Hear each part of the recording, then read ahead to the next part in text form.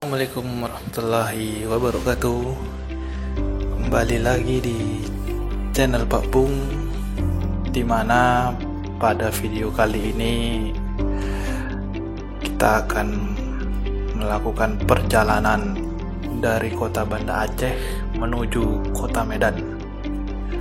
Tepatnya kita ini sedang melewatin jalur lintas timur. Jadi kalau jalur lintas timur itu sendiri, mungkin bagi kawan-kawan yang sudah pernah atau mungkin yang ingin melakukan perjalanan lewat sini, jalur lintas timur ini adalah jalur yang umumnya dilalui oleh moda transportasi bus. Jadi di jalur ini terbilang ramai, meskipun di Aceh itu sendiri mempunyai dua jalur, yang ini lintas timur dan yang satu lagi kita lewat lintas barat. Dan dari kedua jalur tersebut masing-masing punya banyak keunikannya yang tersendiri, yang tentunya tidak akan sama dilihat dari medannya dan dari kota-kota yang dilaluinya. Dan seperti yang pada saya lakukan di video kali ini saya sudah berada di kota Sigli. Jadi kurang lebih ini sudah 100 km dari kota Banda Aceh. Dan saya ini berangkat sekitar jam 7 pagi pas ya. Memang karena saya ini berjalannya bersama keluarga dan memang berjalan santai, jadi memang tidak terburu-buru atau menargetkan harus sampai 12 jam. Karena memang pada umumnya kalau kita naik bus terutama atau naik travel mobil HiAce itu, biasanya memang kita itu akan menempuh kurang lebih waktu itu 12 jam perjalanan. Jadi kalau normalnya ya, kalau memang saya pada saat ini berangkat jam 7 pagi, harusnya itu sampai kota Medan itu sekitar jam 7 malam juga. Namun karena memang di sini saya ya agak santai-santai dan juga banyak beberapa tempat yang saya singgahi, terutama buat istirahat. Karena di sini posisi saya single driver gitu, nggak ada sopir cadangannya. Jadi ya begitu capek, saya akan langsung menepi seperti itu, mencari tempat-tempat ya mungkin bisa untuk ngopi sejenak atau tidur-tiduran rebahan, atau ya sekedar isi bensin ya sembari melepas penat karena udah kecapean nginjak pedal gas mungkin ya. Dan di sini peristirahatan pertama saya sama keluarga di sini di kedai kopi Cek Min. Jadi lokasinya itu cukup strategis karena memang dilewatin di jalur lintas Banda Aceh Medan. Kalau dari Banda Aceh dia di posisinya di sebelah kiri jalan. Nah di situ saya sudah melihat kilometer itu sekitar 100 km. Dan kalau saya menempuh perjalanan dari kota Banda Aceh, yang memang pada awal video memang saya skip karena memang sudah banyak rute-rute atau jalan-jalan yang saya rekam pada video-video sebelumnya.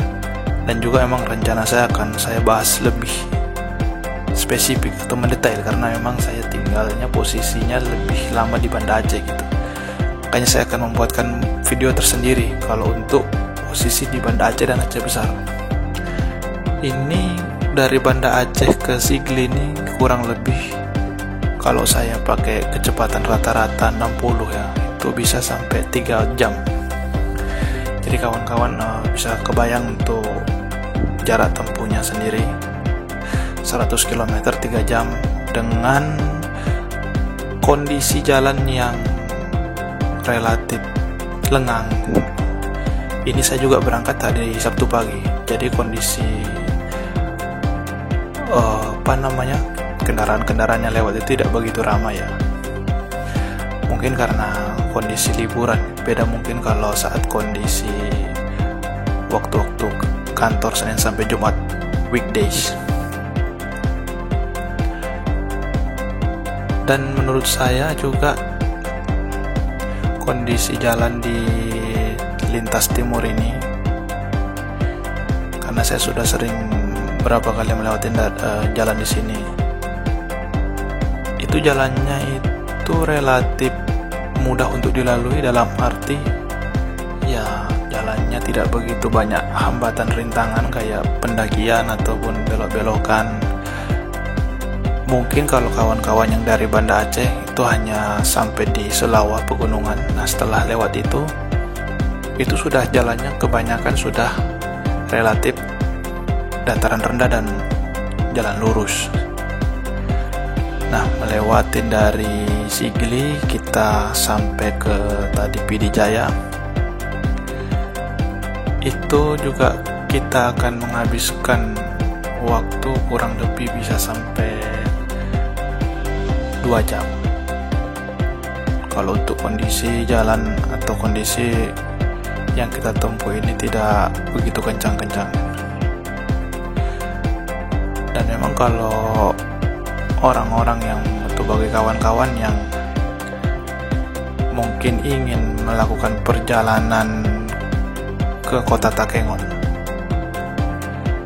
nah nanti pasti pertengahan jalan itu akan melewati daerah-daerah Pidi ini ya.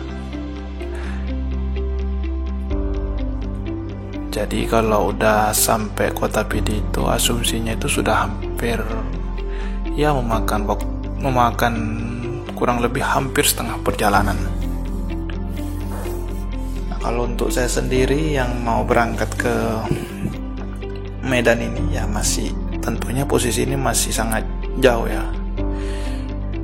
Karena ini masih awal-awal kota-kota yang akan kita tempuh ke perjalanan ke Medan. Nah seperti yang saya bilang tadi, saya tentunya menyempatkan beberapa kali untuk istirahat sejenak. Jadi samping kita belanja sedikit oleh-oleh, jadi kawan-kawan juga nggak perlu khawatir, karena sepanjang jalan ini lintas timur ya, itu sangat mudah ditemuin tempat-tempat istirahat, rest area, misalkan kayak Pertamina, SPBU, atau warung-warung atau kedai-kedai yang memang dia menyediakan tempat-tempat terbahan. Terus banyak juga ditemuin masjid yang tentunya kalau orang yang lagi istirahat atau sholat, jadi kita mudah untuk singgah karena memang relatif rata-rata masjid ini pas di jalan lintas. Dan juga tempat makan pun tidak begitu sulit untuk ditemuin, meskipun kita sudah melewatin kotanya gitu. Kita udah masuk kabupatennya dan kita udah berada di perjalanan menuju kotanya. Kita tidak perlu khawatir, karena makan pun atau untuk mencari makan atau istirahat itu tidak perlu, kita harus sampai ke pusat kotanya. Seperti ini saya tadi udah sampai di kota Biren, dan kalau udah kawan-kawan lewat simpang ini yang ada tugu ini kalau ke kanan kita akan ke Takengon. Nah jadi kalau yang kawan-kawan patokannya kalau yang mau ke Takengon ini adalah simpang ini. Namun pada kondisi perjalanan ini saya tetap ya, karena emang Takengon dengan Medan beda arah ya. Dan mungkin setahu saya atau mungkin ada kawan-kawan yang mau menambahkan di sini, memang bisa tembus ke Provinsi Sumut. Cuman nanti dari arahnya itu nanti dari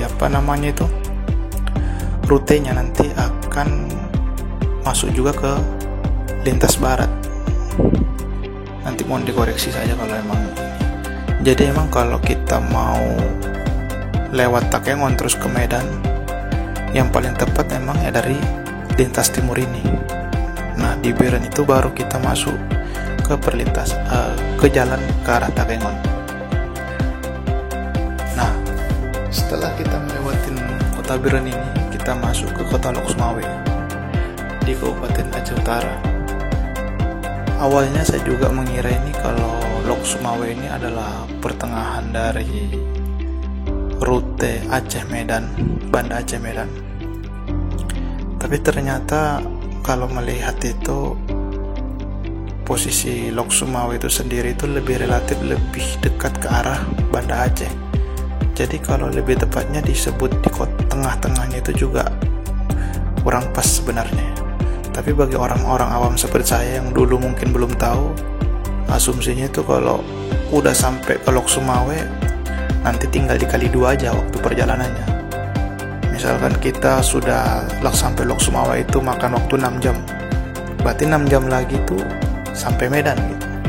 Padahal belum kurang benar ya itu pemahaman seperti itu. Kalau yang dulu-dulu saya nganggapnya seperti itu, karena memang kalau dari pertengahannya rute Banda Aceh Medan ini sendiri itu yang paling tepat itu di Paton Labu.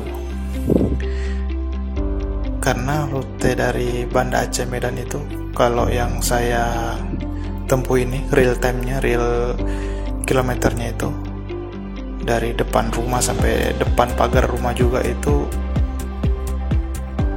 kurang lebih 570-an atau 580 km lah. Nah, Paton Labu itu pas kira-kira hampir 290 sampai 300 km.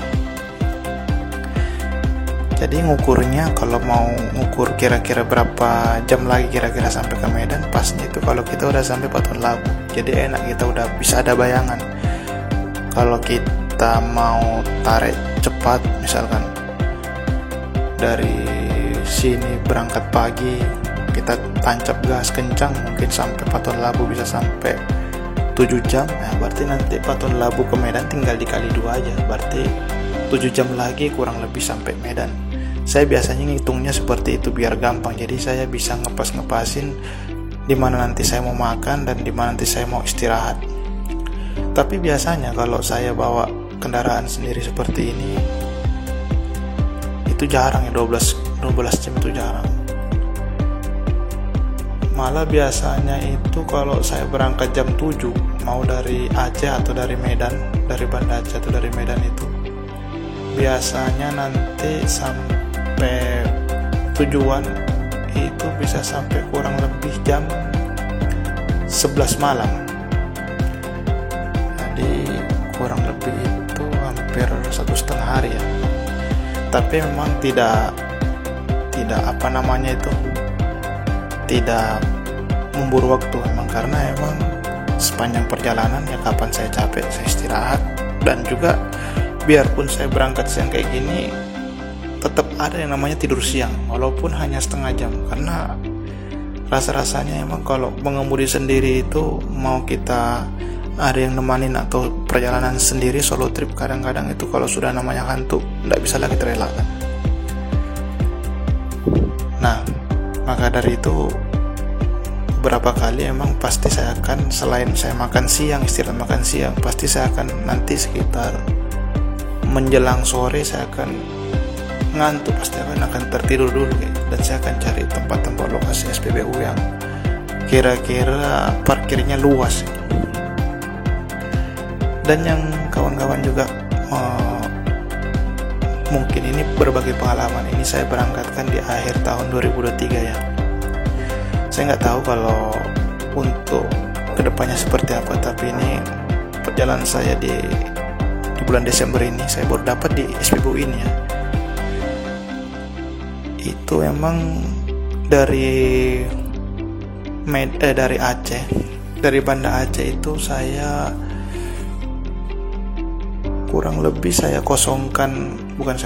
kurang lebih itu tidak saya isi full untuk tangkinya, jadi mungkin sekitar 3/4. Nah, jadi saya memang berniat itu awalnya ngisi pertalite di Sigli, namun karena kondisi, nah itu dia, saya juga tidak tahu ya, mungkin kawan-kawan yang setelah perjalanan ini mungkin kondisinya lebih baik. Itu untuk BBM pertalite itu hampir kosong ya, di tiap saya mau berhenti itu kosong, sampai terakhir saya berhenti di SPBU yang di Lok Sumawe tadi Nah itu saya baru dapat Pertalite. Nah mungkin bagi kawan-kawan yang untuk ngisi solar, saya juga ngasih sedikit tips. Baiknya juga dipenuhin dari awal, entah kita berangkat dari Banda Aceh atau dari Medan, karena sepanjang perjalanan itu kadang-kadang ketika kita melihat banyak antrian solar itu biasanya sudah mengular sampai panjang, jadi truk-truk yang antri, dan itu kan bisa menyita waktu ya, kalau emang kawan-kawan yang lagi memburu waktu. Nah di sini saya sudah sampai udah sampai di Paton Labu, dan di sinilah tengah-tengahnya. Jadi saya di sini sampai Paton Labu ini ada masjid ini, tandanya ini. Gampangnya ini aja, masjid yang kuning ini yang besar. Ini saya sudah sampai sore hari lah, sekitar jam 3-an. Nah nanti saya tinggal kali 2 aja. Biasanya sih kurang lebih seperti itu kalau saya mau melihat waktu tempuhnya ya. Namun itu kalau kita banyak istirahat juga mungkin akan sedikit berbeda nanti di real time perhitungannya. Dan yang saya sukai dari perjalanan ini kalau di lintas timur ini ya, masuk keluar kota itu ada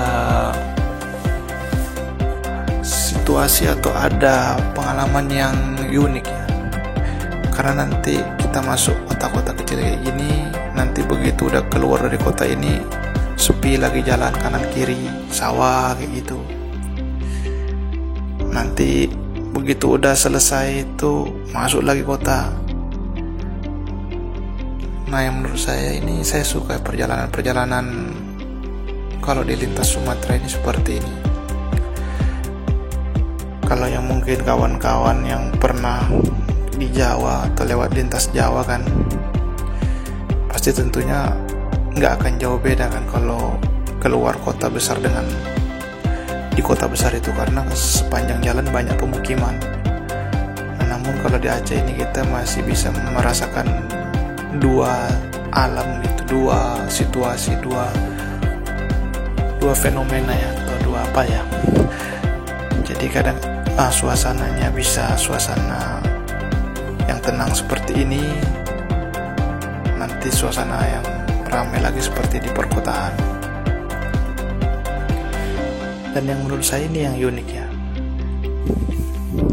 ini saya sudah sampai di Simpang Ulim, dan sebentar lagi saya akan memasukin namanya Idi Raya, jadi di kotanya Aceh Timur. Nah di sini kalau termasuk kota besar juga ya, karena memang ibu kotanya. Dan di sini saya rencananya emang mau istirahat sejenak, karena perjalanan juga sudah cukup lama ya. Jadi kita namanya dalam perjalanan itu kan tidak bisa kita forsir tenaga kita untuk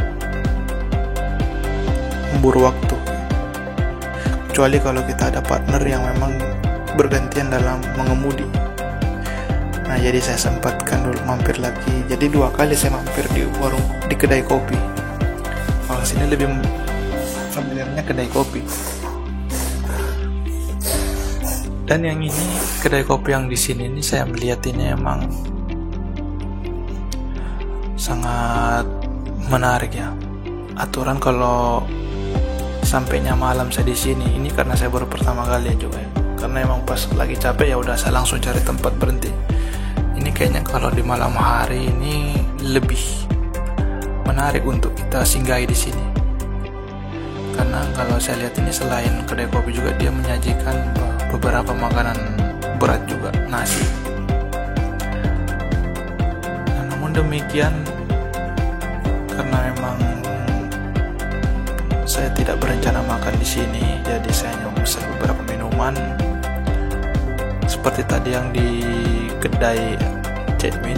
Kalau di selain di sini ya, selain dia menyediakan minuman kopi karena memang khasnya Aceh itu kopinya terkenal, namun juga mereka menyediakan minuman lain, soft drink dan lain-lain seperti itu. Nah, jadi saya bungkus saja karena emang saya mau mengejar makan malamnya kalau bisa di Langsa ya. Sebenarnya sih di tiap daerah sih bisa ada tempat makan, ada juga. Namun memang perencanaan saya itu pengen menyempatkan atau singgah di Langsa itu karena menurut saya di situ ada banyak pilihan makanannya. Pertama karena itu masuk kotanya, dan yang kedua ya saya juga pengen melihat seperti apa atau keramaian kota Langsa itu di malam hari, apalagi ini kan malam minggu nanti sebentar lagi. Jadi kita ingin melihat seperti apa situasi kalau lagi padat-padatnya di kota Langsa ini, karena biasanya saya kalau naik bus itu kalau dari Medan itu sampai kota Langsa itu udah tengah malam, atau sebaliknya kalau dari Aceh itu naik bus, karena bus itu kan semua berangkat jam 8 malam dari Medan dan Aceh, itu udah sampainya menjelang subuh, udah dini hari. Makanya dari itu saya ingin kalau bisa ngepaskan biar nanti sampai Langsa itu malam hari. Dan ini kita sampai di kota perlatnya Aceh Timur. Kalau di sini saya udah menjelang maghrib, jadi cukup lama juga ya. Mungkin kalau kawan-kawan ada yang bertanya, karena emang dari awal saya rata-rata makainya itu ya lari-lari 60 kayak gitu. Nggak memburu-buru kecepatan sekali ya, karena ada anak kecil juga ya. Dan mungkin bagi kawan-kawan yang punya anak kecil, saya juga ingin berbagi cerita juga. Kadang-kadang memang kalau kita bawa anak kecil yang dalam perjalanan itu emang banyak, kita butuh singgah ya. Kadang-kadang butuh mau beli air panas, kadang-kadang kita mau kencing kayak gitu. Jadi kalau menurut saya nih, kalau kita niat perjalanannya itu agak santai, bawa anak kecil, sebenarnya ada plus minusnya perjalanan lewat malam dan perjalanan lewat pada pagi hari. Nah, ya menurut saya kalau kelebihannya kalau kita berjalan di pagi hari ini, anak kecil itu jadi kerasan ya, dia juga bisa enjoy di perjalanan gitu. Dan yang kedua ya, kita juga bisa sambil banyak quality time dengan keluarga kita ya. Anak kecil kita bisa ajak ngobrol mungkin, atau kita bisa ajak piknik kecil-kecilan kayak tadi, asal tempat yang sedikit bagus ya, kita singgahi, kita jumpai, kita makan. Namun juga pengalaman saya kalau bawa keluarga di malam hari itu enaknya ya, saya bilang enaknya itu anak langsung tidur ya di dalam kendaraan kita itu. Jadi kita sedikit tenang. Artinya tenang itu ya, anak-anak itu dia bisa dapat istirahatnya lebih lah. Apalagi untuk anak-anak yang model-modelnya yang gampang mabuk. Namun syukurnya ini balita ini nggak gampang mabuk. Jadi saya lebih sukanya bawa pagi karena drivernya juga kondisinya fresh.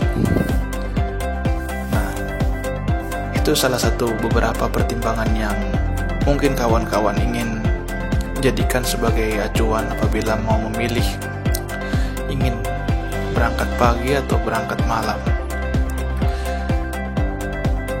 kedua juga, ini saya udah sampai di Aceh Tamiang ya. Berarti ini udah hampir-hampir mau dekat perbatasan Sumut. Nah itu, jadi patokannya di jembatan ini ya. Dan yang kedua itu, kalau kita berangkatnya di malam hari ya, ini kita kalau bicara di malam hari ini, memang jalan sepi. Mungkin kawan-kawan yang berpikir aku mungkin kayaknya enak malam hari karena lintasannya lebih kosong, sehingga bisa melaju dengan kecepatan yang lebih tinggi. Nah, itu juga bisa jadi pertimbangan, karena memang pada saat pagi hari, terutama kalau kita udah mencapai sore atau malam hari, pasti dia akan menemui yang namanya ya macet sedikit-sedikit kayak gitu, wajar. Namun kalau saya pribadi, karena beberapa kali sudah lewat lintas malam, itu rasanya kalau udah tengah malam itu pasti harus tidur tuh, karena ngantuknya berat. Beda dengan kalau siang hari, emang ngantuk-ngantuk ringan aja, cuman rebahan 10 menit kita udah enjoy lagi. Nah di sini udah sampai di Sungai Liliput, ini udah perbatasannya. Kalau kita berangkatnya malam, kalau drivernya satu ya, apalagi kalau memang udah kuat begadang, itu bisa kita ngantuk tengah jalan itu. Dan kalau saya sendiri itu bisa tidurnya sampai sejaman gitu. Nah bangun tidur pun kadang-kadang kalau tidurnya belum pules itu kadang-kadang malah sakit kepala ya. Jadi ada pengalaman pribadi kayak gitu, tapi buat kawan-kawan mungkin pasti pengalamannya pun sedikit berbeda. Dan yang kedua, dari perjalanan ini, kalau kawan-kawan yang sudah melewati perbatasan Sumut dan Aceh, itu nanti akan nampak bedanya jalannya ya, terutama jalannya. Kalau kawan-kawan yang mungkin sudah sering lewat itu, pasti nanti kalau ngelihat jalan-jalan di Aceh itu emang dia lebar-lebar rata-rata. Nah kalau udah masuk Sumut itu nanti kita akan mulai kerasa jalannya sudah 2 lajur tapi sudah lebarnya mulai berkurang. Nah itu udah tandanya kita udah masuk Sumut gampangnya. Saya biasanya kayak gitu. Tapi kalau enaknya juga kalau kita udah sampai Sumut ini, atau pas kita dari Aceh tentunya ya, dari Banda Aceh ya, itu lalu lintasnya mulai rame. Ya tentunya kadang-kadang apalagi kalau kawan-kawan yang bepergian sendiri, kadang-kadang dengan adanya ramai-ramai kendaraan itu membuat kita juga nggak ngantuk gitu, dan juga nggak jenuh dalam perjalanan. Karena kan sedikit banyak kita akan rem, tancap gas kayak gitu. Atau kadang-kadang juga ada yang mobil-mobil yang mungkin sejenis kayak gitu diklakson gitu. Itu kan ada hiburan tersendiri bagi para penikmat aspal, kawan-kawan para penikmat perjalanan ini. Nah ini saya udah sampai Berandan. Sebenarnya di Berandan ini ada juga tempat makan yang enak memang. Kalau mungkin kawan-kawan yang suka masakan Jawa, ada tongseng itu yang cukup terkenal juga menurut saya. Namun pada kesempatan kali ini memang saya tidak berkunjung ke sana ya, karena tadi juga saya sudah makan di Langsa. Kadang-kadang memang saya kalau tengah malam lapar lagi, jadi sempat makan di situ lagi. Cuman karena request dari anak dan istri pengen cepet tidur katanya, ya udah kita tidak berhenti lagi.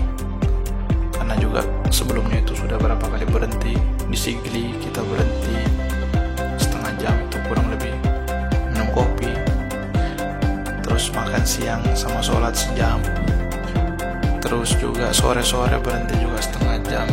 Ini udah 2 jam sendiri. Terus sholat maghrib kurang lebih setengah jam, 2,5 jam berhenti. Makan malam kurang lebih ya setengah jam juga di Langsa lah, 3 jam kurang lebih saya berhenti.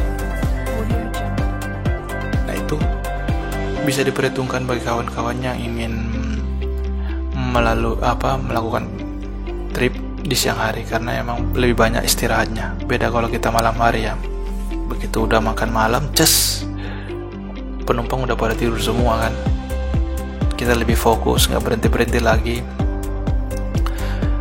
Namun kalau saya sendiri pun ya seperti halnya manusia ya, kendaraan juga itu kan perlu istirahat. Dalam artian, kenapa kita perlu istirahat dan kendaraan juga perlu diistirahatkan, ya kita harus cek beberapa kali kan, bagaimana radiatornya, bagaimana ampere suhunya, fluid wipernya dan seterusnya. Semua itu kan kita perlu cek. Atau mungkin kita tadi habis lewat lubang, kita injak lubang.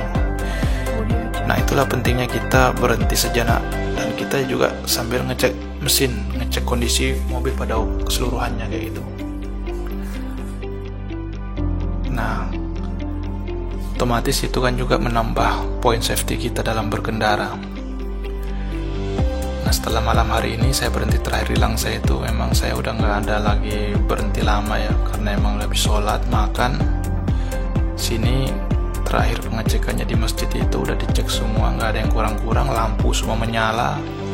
Kita lanjut aja, tembak terus sampai ke kota Medan. Dan ini tadi udah posisi udah di kota Binjai, jadi udah kelihatan ya udah mau perbatasan di Medan, udah ramai macet gitu kan. Tapi karena ini sudah agak-agak tengah malam ya, udah lewat jam 10, jadi udah mulai sedikit terurai. Kalau kawan-kawan mungkin yang lewat sini, terutama di jam-jam sore atau jam-jam malam hari maghrib, tentunya pasti akan familiar dengan yang namanya macet daerah sini. Dan kita akhirnya udah sampai di kota Medan, ini udah sampai di kota Ring Road. Syukur ya, perjalanan kita lancar, tidak ada kendala di jalan. Ya tentunya juga selain dari faktor usaha kita, juga tetap kita harus doa ya, karena emang kita nggak tahu. Kita sudah cek semua, kita udah siapkan fisik kita, ternyata kadang-kadang ada faktor X juga kayak gitu. Jadi tetap utamakan juga dalam perjalanan itu selalu kita memulai dengan doa. Oke, cukup sekian kisah seorang pengemudi ini. Semoga bisa ada manfaatnya. Demikian, assalamualaikum warahmatullahi wabarakatuh.